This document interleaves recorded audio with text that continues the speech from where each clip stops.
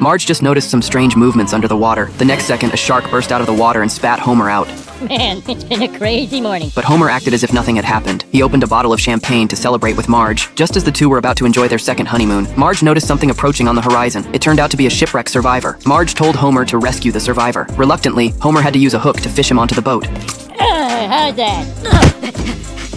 You're safe now, my friend. Marge wiped the castaway's body, but Homer was extremely jealous, pacing back and forth restlessly around them. After the castaway had eaten and drunk his fill, Marge learned that his name was Roger, and he was a ship's cook. He had just finished making a pie when he turned around and saw his boss putting poison into the food. He tried to stop him, but his boss knocked him unconscious with a seasoning bottle. Marge sympathized with Roger's situation, but Homer became a little jealous. So Homer put on his eye patch to attract Marge's attention. However, he seemed to have seen something he shouldn't have. You really know what you're doing.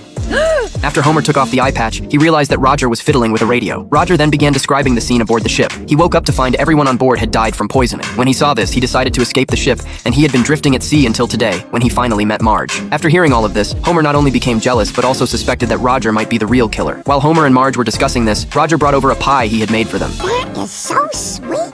Why do pie makers get all the girls? Without hesitation, Homer threw the pie into the sea. As Marge was still defending Roger, the poisoned shark in the water proved everything. Now, both Marge and Homer knew Roger had ill intentions. They began discussing how to kill Roger, but Roger overheard everything. Then he made another pie. During their journey, Marge used her charm to get Roger to help apply sunscreen. As Roger watched mesmerized, Homer slammed the rudder and used the sail to successfully deal with Roger. But Roger's body was now a problem. So Homer used a high-pressure water gun to wash Roger's body into the sea, effectively destroying the evidence. But after killing someone, the two had lost all interest in their honeymoon. They began drifting aimlessly at sea. Suddenly, a submarine appeared ahead. When they approached the shore, they were shocked by what they saw. The condition of the ship was exactly the same as Roger had described. Homer still comforted himself, thinking Roger's words might not have been true. But just then, Marge noticed a seasoning bottle on the ground, the one that had been used to knock Roger out. Marge and Homer had become murderers. At that moment, they heard Roger's voice. If it isn't my secrets.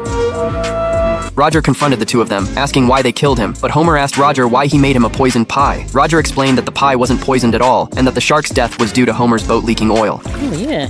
Oops. Although Homer now understood the truth, he picked up a crossbow and killed Roger. He thought that only by killing Roger could no one expose them. But then, someone at the dining table woke up. It turned out that this person had guessed someone might poison him, so he had taken an antidote beforehand. Now he was a witness, so Homer quickly killed him.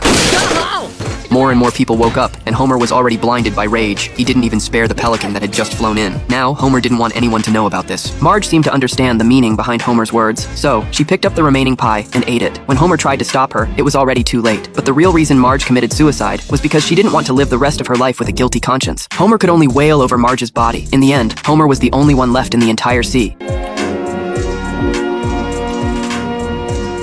Ever wonder what she thinks about? Just sugar plums and